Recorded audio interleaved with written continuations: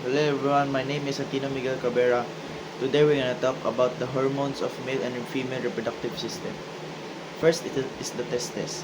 The part of male reproductive system and the hormones of it is testosterone.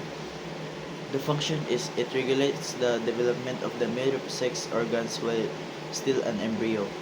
It also controls sex drive and secondary sex characteristics at puberty. Next, the ovaries.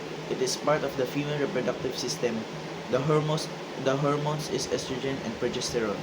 The function of estrogen is it controls sex drive and regulates the development of female secondary sex characteristics at puberty. The next is the function of progesterone.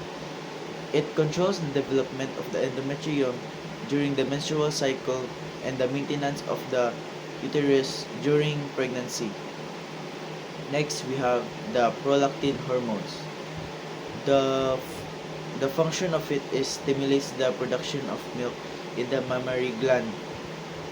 And the last gland is the pituitary.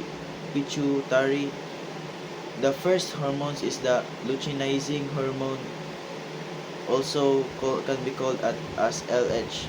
In females, it stimulates ovulation, maturation of egg cells, and progesterone production. Whereas in males, it stimulates sperm and testosterone. The second hormone is follicle stimulating hormone, which can be called as FSH. The function of it is in females. It stimulates the maturation of eggs in the ovary and estrogen production, whereas in males, it stimulates sperm production.